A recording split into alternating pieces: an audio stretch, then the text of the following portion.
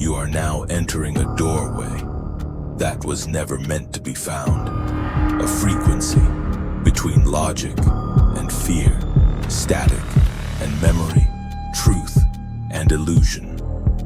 There is no time here, no map, only stories, each one a transmission from the edge of understanding and the boundary beyond. This is not a channel. This is not a dream. This is Mr. Zone.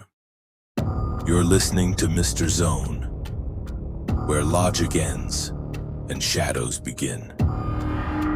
Tonight's story is about recovery, about a man clawing his way out of the wreckage of who he used to be. Armed with little more than AA coins, supervised visits, and a voice in his head that won't quite go quiet. But in the corner of a courthouse lobby, he'll find something strange. A machine with no brand, no price, and a no mercy. It doesn't predict the future, it doesn't grant wishes, it only whispers one thing. Trust me. This is just one more.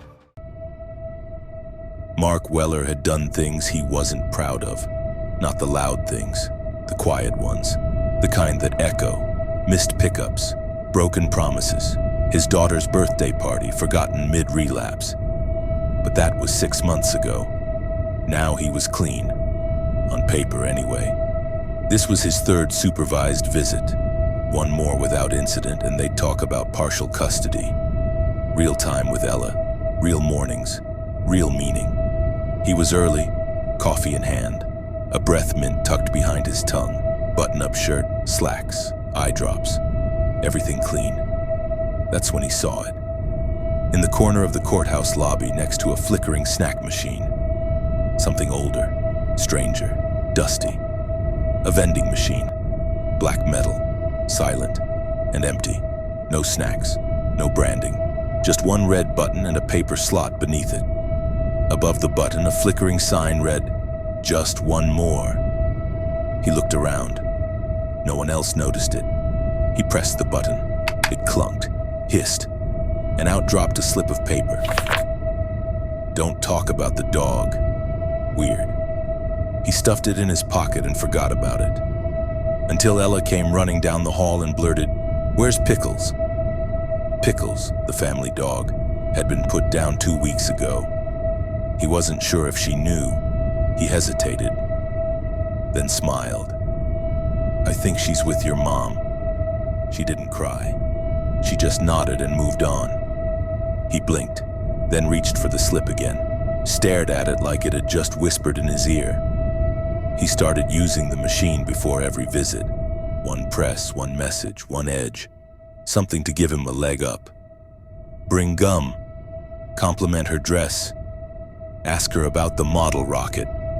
Don't say you're tired. And somehow, the advice always worked, always fit. He started to rely on it. Every visit got smoother. His daughter smiled more. She hugged him without being asked. Once she said, "I missed you when I was little." He kept the slips in a box in his glove compartment. He told himself it was just for fun, a superstition, like lucky socks. But when he started waking up anxious, wondering what the machine might say next, he knew it had become something else. A script, a lifeline. One day he got a slip that read, "You're not ready." He blinked, pressed again. "Stop here." Again. "She's safer without you." He stood in the lobby too long. The clock ticked past 3. Ella sat in that playroom looking at the door, and he never came in. The next day, he didn't go to work. He just sat in his car outside the courthouse, the glove box open, slips of paper spread across the dashboard like tarot cards. He picked up an old one. "Wear blue." He had. She said it was her favorite color. Another, "Ask her to draw something." She'd drawn a rocket ship with all 3 of them inside. He started trembling. He thought he was getting better. But was he? What if this machine was the only reason things were going well? What if he didn't have it in him anymore?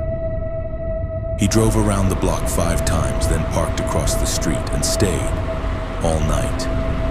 He didn't go home, didn't move, just stared through the windshield, watching the courthouse lobby go dark, then light again at sunrise. That morning, a voicemail lit up his phone. "Mark, I don't know what happened, but if you're pulling away again, I need to protect her from that. I won't let her get hurt." He got out of the car, walked inside, pressed the button. "She saw you leave," pressed again. "You proved the machine right." Again. "She remembers more than you think." Again. "Stop." The next morning he returned again, stormed past security, straight to the lobby. The vending machine was still there, unplugged now. No lights, no hum. He pressed the red button anyway. Nothing. He banged on the sides. "Come on, don't do this now." He hit the button again and again, like it owed him something, like it could fix this one last thing. Then finally, a click. A single slip slid out. He grabbed it. "This is your last one." He turned it over. There was a second line. "Be better than me." He stood there silent, tears rolling before he even realized they were coming. He didn't press it again. Some machines offer soda, some offer chips, and some, on the edge of reality, offer something far more dangerous: permission. But advice is only a mirror, and mirrors don't make decisions. They just show you the one you've already made. So if you ever find yourself pressing buttons, waiting for fate to give you permission, ask yourself this: are you taking control or just buying time? Because in the end, we all want the same thing. Just one more.